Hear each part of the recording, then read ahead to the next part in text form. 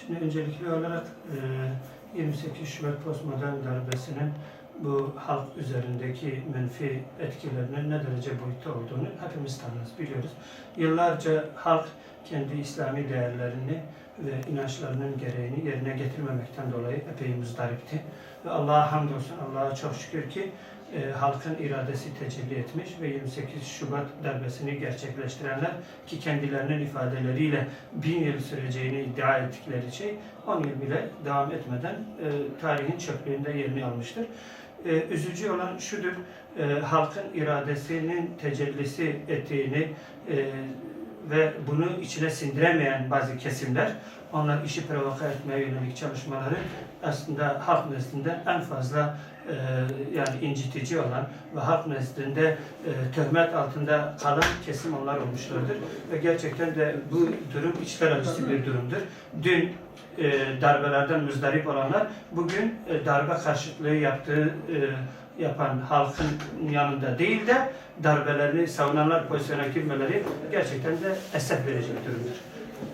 Zaten durum çok açık bir şekilde ortadadır. Sadece darbe karşıtı girişimler ve ona kınamak amacıyla yapıldığı halde görülmüştür ki buna tahammül gösteremeyen kesim işi provoka etmeye girişmiştir ve bu provokasyonun karşılığı olarak da kimin yanında, hangi safta yer aldığını ortaya koymuştur ve gerçekten de üzücü bir durumdur. Tabii şimdi olayın başından anlatmak gerekiyor.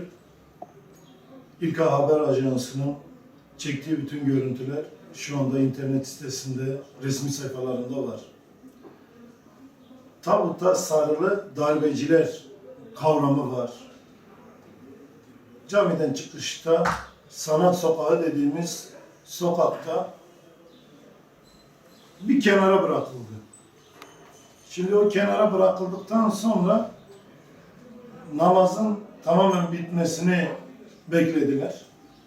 Namazın bitmesini bekledikten o esnada bir grup içlerinde, yani çok ilginç bir durum, Fen Dershanesi'nin müdürü, soy ismi Lök, yine aralarında Nil Koleji'nin müdürü, yine aralarında Fen Dershanesi'nin öğretmenleri ve içlerine sızmış ajanlar. Orada siz darbecileri eleştirirken, açıklama yaparken niçin kutularla ilgili açıklama yapmıyorsunuz? Yani resmen oraya daha hatta gelmemiş kitle de yavaş yavaş geliyor cami çıkışında. Bunlar provokatörlük yapmak için o gün oradaydılar. Milletin sabrını zorladılar. Her türlü hakarette bulundular. Ama halkımız sağduyulu davrandı. Ve polislerin tavrı da orada çok çirkindi. Eğer orada sol seküler kesimindeki insanlar olmuş olsaydı, onlara çok kaba davranarak onları hemen orada kovacaktılar. Bunlara hiç karışmıyorlar. Göndermiyorlar orada. Yani halkın resmen bunlara karışıp ortalığın gerilmesi, kavga gürültünün olması için her türlü ortamı sağladılar. Ve bu 3-5 kendini bilmez provokatör yapılar da gelip halkın sabrını sınamaya çalıştı. Ama Diyarbakır halkı Allah'a hamdolsun artık bu tür provokatörlerin oyununa gelmiyor. Biz orada 28 Şubat eylemini 72 sivil toplum kuruluşu olarak protesto ediyoruz. Aralarında Memur Sen, aralarında Mustazaf Der, aralarında Tesettüre Çağrı Platformu, aralarında Özgür Der, aralarında İhvan Der, aralarında Anadolu Gençlik Derneği, aralarında bunlara bağlı bir sürü Diyarbakır Değerlerini Tanıtma Derneği, yine aralarında Memur Sen'in bileşenleri, Mustazaf Der'in bileşenleri, Anadolu Gençlik Derneği'ne yakın olan bileşenler, Din Bir Der gibi birçok sivil toplum kuruluşu, 72 sivil toplum kuruluşu buna Dicle Fırat Diyalog grubu buna destek verdiler. İlhan Hocam söz konusu haberde cami avlusunda sloganlar atıldığı konusunda iddialar var. Küllü yalan. Bunların zaten hayatları yalan. Bunların yaşam şekli yalan. Bunlar insanlara iftira atmaktan, bakın ilginç bir durum söylüyorum. Yıllarca insanları evlerinden alıp götürdüler. Hizbullah davası diye. Yok işte bu Hizbut Tahrir davası diye. Yok El-Kaide davası diye. İnsanları götürdüler. Hiçbir belge ortada yok. cezayı verdiren bunların polisleri, bu gruba mensup olanların polisleri sonra evrakları toplayıp düzmece bir şekilde binlerce insanın hayatını kararttılar. Allah-u Teala bu 28 Şubat sürecinde yaptıkları ve sonra da işbirlikçilerin hesabını hepsini onlardan tek tek soracaktır. Ve biz halk olarak da soracağız onlardan. Çünkü onlar bu bölgede bizleri hep ezdiler.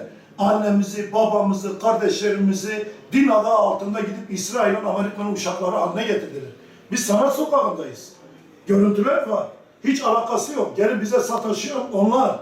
Biz onları tanımıyoruz. Daha basın açıklaması yok. 150 metre ötede gidip basın açıklaması yapacağız. Ne işiniz var orada? Kurum müdürlerisiniz. Sizin amacınız ne? Provokatörlükten başka bir şey değildi. Ve gelip burada her türlü provokatörlüğü yaptı. İnsanları kışkırttılar ki onları dövsünler. Zaman Gazetesi'nin yapmış olduğu fitne fesat haberi de aynı şeyi, biz zaten çıkışta diyorduk Allah'a hamdolsun ki biz bunlarla kavga edip onlara kızmadık, onlara bir şey vurmadık. Bu olayları görün, bu çirkin olayları görün.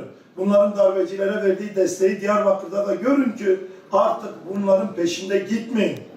Samimi olan kardeşlerimiz kendileri hizmet ekseninde çalışmalarına devam etsinler. Ama içlerindeki bu paralel yapıları kaldırsınlar. Artık onlar da onların üzerine gitsinler, konuşsunlar. Yüce Allah iradeyi vermiş. Yüce Allah bize verdiği bu iradeyi kendimiz kullanacağız. Eğer aklımızı başkasının cebine koymuşsak vay halimize o zaman. Dolayısıyla geçmişte olduğu gibi dün de Diyarbakır'da had safhada bir provokatörlük vardı. Bu provokatörlükle insanlarımıza saldırı, insanların onlara saldırmasını, eylemin olmamasını sağlamak için her türlü girişimde bulundular. Ama bizlerin sağduyusuyla hiçbir şey olmadı.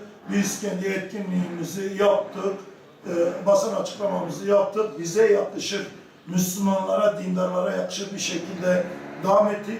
Ama biz bundan sonra hangi bir Müslüman kardeşimizin burnu kanarsa onlardan bileceğiz. Bu paralel yapılardan bileceğiz. Çünkü yıllardır bu paralel yapı bunların hepsini yaptı ve bu olayların da takipçisi olacağız.